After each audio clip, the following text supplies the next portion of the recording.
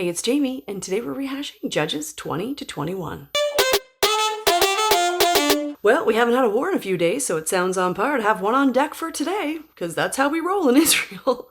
This one happens with the Israelites and the tribe of Benjamin, King Saul's tribe, who we'll meet down the road. Benjamins are the tribe that lived in Gibeah predominantly, where fellow Benjaminites surrounded that man's house and killed the Levite's concubine from yesterday. Scene set? Okay. So like I said yesterday, fear can cause unity in faith. And today the tribes of Israel all assemble for the Lord in Mizpah, which may be a city in this instance, but Mizpah actually means like watchtower or outlook. So it can mean that as well in the Bible if you read it. Anyway, they say to this Levite, hey man, why the heck did you chop up your concubine and send her to us? Like, this is crazy. To which the Levite answers by telling the whole story, starting with the town square where no one would let him in, ending with the death of his concubine. It all happened in Israel, by Israel, the Levite answered them. So what are you going to do about it? If memory serves, this is probably, correct me if I'm wrong, the first time one settled tribe of Israel is the subject of accusations and crimes by all the other tribes of Israel. So it's unprecedented to these people, I think, today. They don't know how to react to this.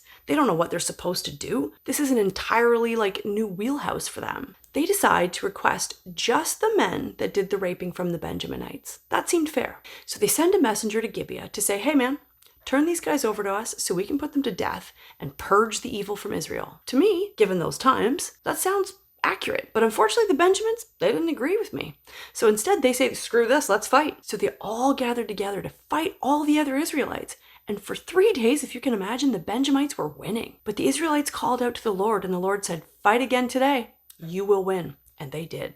They had this masterful, tricky plan, actually, executed it flawlessly, and the short war ended with the Israelites burning Gibeah and Benjamin to the ground. But forgive your enemies, that's what the Lord says, and that's what Jesus insists on. So Israel is mourning the loss of one of the tribes that they killed. They realized that the remaining Benjaminites had no available women to marry now, that they were all dead, and they further mourned this. In their mourning, they realized that the tribe of Jabesh Gilead didn't even show up to the meeting at Mizpah, nor did they fight in the war. Legit killing 2 birds with 1 stone here, they send their men to Jabesh to kill everyone but the available virgins, giving them to the Benjamite men that are still alive as a peace offering. So let's stop here and pull out a lesson, 2 if we can. First, trauma bonding brings people back to the Lord. The Levite proved this. But what I really gleaned from this is the adage, never judge a book by its cover. That Levite skipped over stopping at non-Israelite towns, thinking he'd have a better luck with his own. And it wasn't even a townsperson that saved him. Sometimes the most unlikely characters can bless us the most, teach us the most, love us the most. And if we spend our lives categorizing and judging and stereotyping others, we're going to miss out on the most beautiful blessings and people. But that can't be a shocking lesson, as the Lord has begged us not to judge, categorize, separate, or divide. Rather, he's demanded that we accept and love all. Okay, lesson number 2. The Israelites were in mega mourning after killing their own. Sometimes we may step on those that we care for most while we wear the Lord's armor.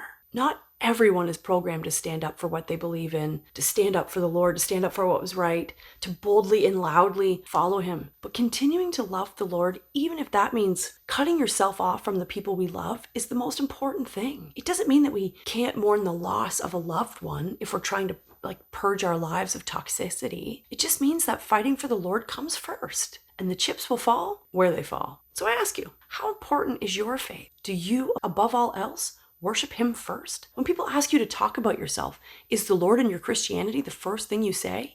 How proud of your Christianity are you? I know that it feels like Christians are on the chopping block lately, man, where it's okay to spit in our faces. But do we shy away and worship in solitude? No. We can put on our armor and fight the good fight loud and proud. I'll leave that choice with you today, to reflect and to pray on, to figure out who you really are as a Christian.